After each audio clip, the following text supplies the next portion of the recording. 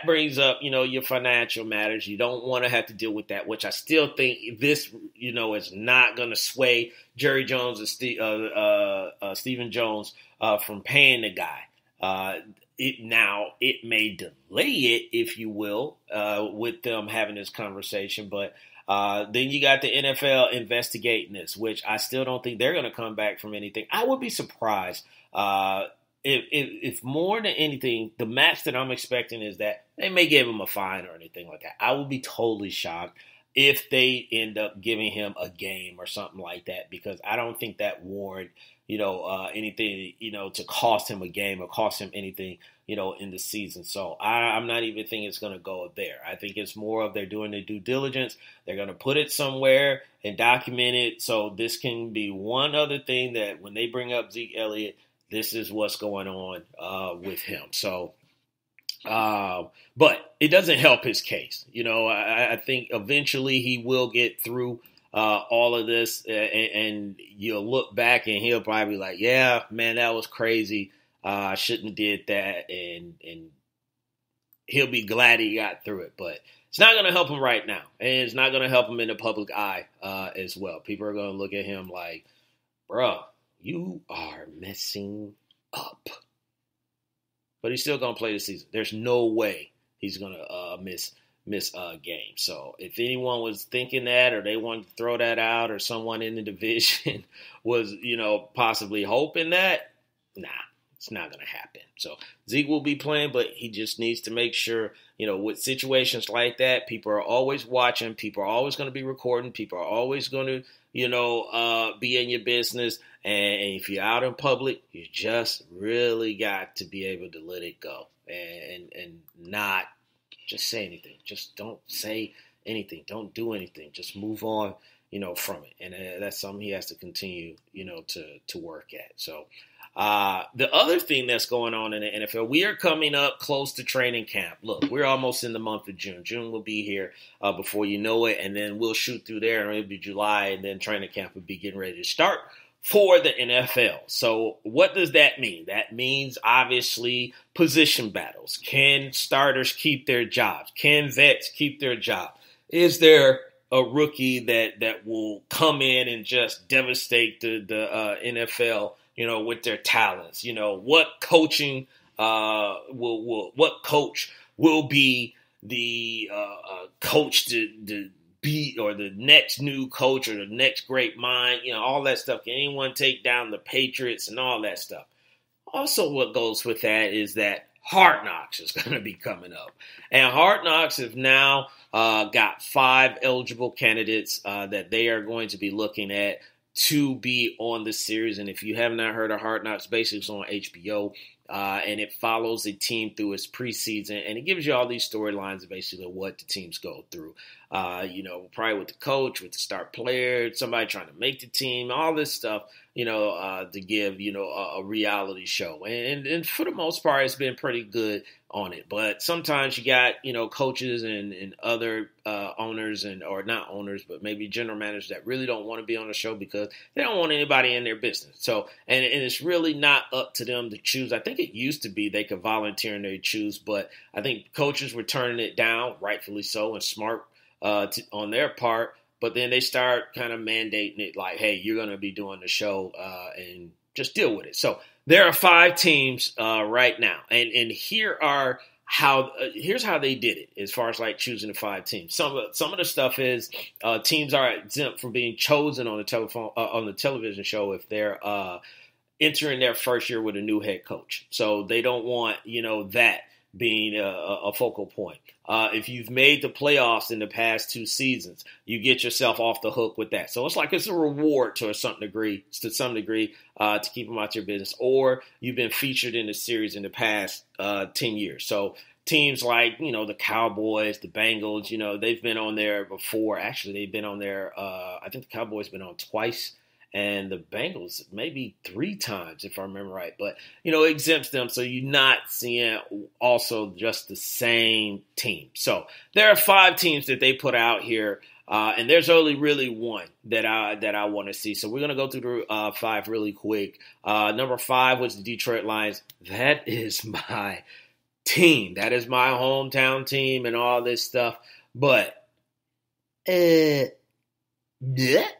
I do not want to see the Lions. One, we don't need any publicity because we have not earned it at all. We haven't been winning any games. We haven't done anything during the season, to warrant that type of attention. And it's just like if something is going bad, you don't want it to get highlighted. I mean, we already get talked bad about as it is for anything else. Everybody's been talking about this 10,000th day since they won, a playoff game and everything. So we don't need that. And a lot of people aren't going to want to watch it, except Lions fan.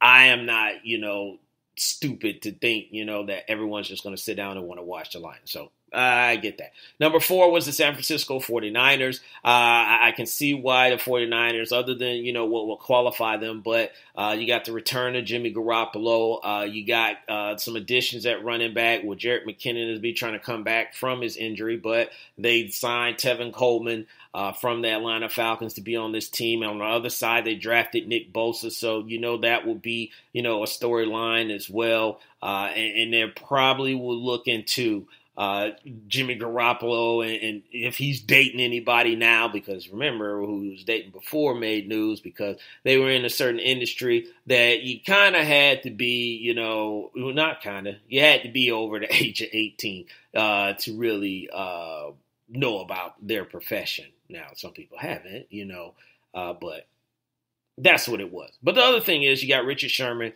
who is on here, and he's always going to be someone that's going to speak his mind, say what he has to say, and people will either love him or they'll love to hate him. So I can understand that. Number 3 is the Washington. Washington is on here. You got a new potential starting quarterback in Dwayne Haskins. Again, another comeback in Darius Geis. He missed his rookie year with the ACL tear. Adrian Peterson will be on this, so you could sell this. Does AP still got it? The whole thing about Alex Smith, I get it. So, but to me, that's still boring. That's not something that I really want to watch. Number 2 was the New York Giants. The New York Giants, obviously, they made noise with their first-round draft pick that they took, quarterback out of Duke, Daniel Jones. So it would be an opportunity for people to find out more about Daniel Jones. Saquon is there. Odell Beckham is gone. And what are they doing? Where are they going? What is the GM thinking, talking about Eli? I guess talking about Eli as an elite quarterback, so that would be okay. But the one that, is a no-brainer that they should be picking, the other 4 shouldn't even be considered. Write them in pencil so you can just erase them or cross them out and get yourself a pen, permanent marker, and write in the Oakland Raiders. This is going to be perfect, and this is who they should select for Hard Knocks. You got so many storylines. You got John Gruden being his second-year coach. He has, the draft picks that he basically traded away, Amari and Khalil Mack. You can go into that storyline, and then what they got back from it. They just got Antonio Brown coming off that whole drama with the Steelers. He also got Vontaze Burfict. Him and AB has had history back in the day, and he has had his, criticism himself. And then you just sign Richie Incognito, of all people, who has all been in the news for the wrong reason at times. He's been in there for about bullying and all this. And then you got a new GM who came out of a studio at the NFL Network at Mike Mayock. You got a team who is moving from Oakland to Las Vegas. I can go on and on and on and on and on. You got Derek Carr in question. Is he really the quarterback? Should they have taken, tried to move up to get Kyler Murray, or should they have even taken a quarterback? So many storylines that is available for the Oakland Raiders. And you got guys who wants to be on the TV. I just think there is no other team. There is no other team. In the Wait a Minute Show chat room, said Galloway said Gruden just being Gruden, and Ron saying, are they Oakland or Las Vegas?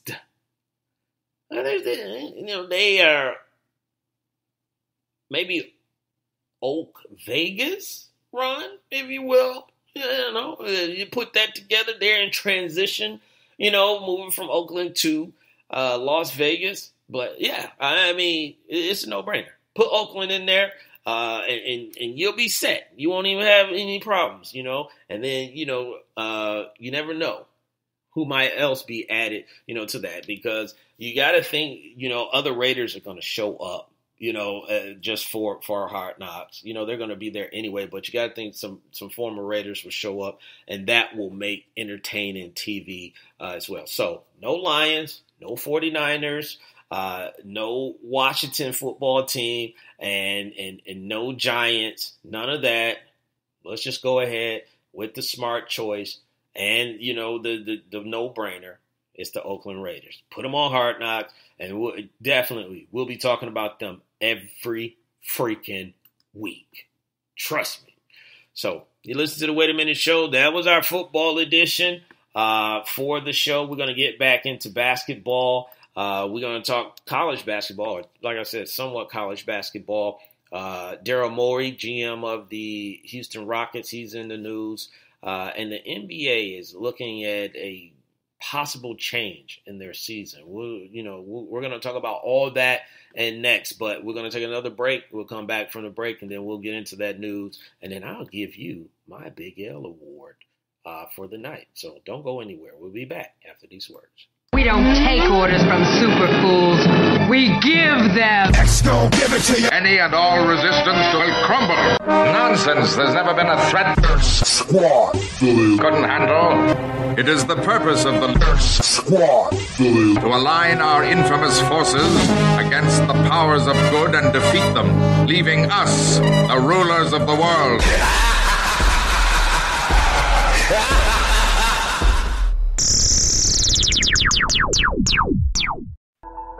All music artists, lend me your ear. Looking for that hot beat to make your next hit? Go to farrelljaromusic.com. Tired of paying for overpriced studio time for mediocre beats? Go to farrelljaromusic.com. farrelljaromusic.com offers industry quality hip-hop, trap, R&B, and pop beats that will take your creativity to the next level. We know it's hard to find dope beats out there, so don't waste any more time searching YouTube for whack beat-selling websites. Go to farrelljaromusic.com today to cop the beat for your next hit. Mixing and mastering services available too. Once again, go to farrelljaromusic.com. That's FARROJARRO music.com for the hottest beats in the game.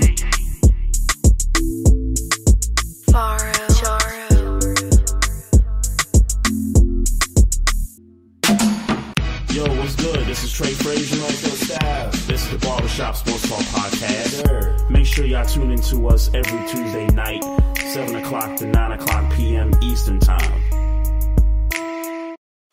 Squad Network, the future of radio.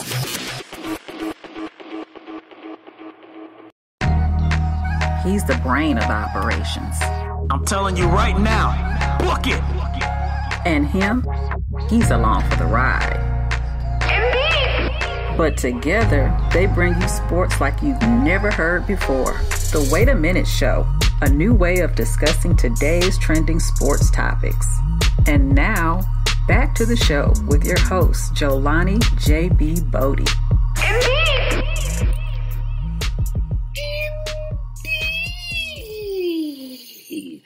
That was a little bit different with Lopan, Yeah, I tried to change it up just a little bit. I normally come back, indeed. But, I tried to, indeed.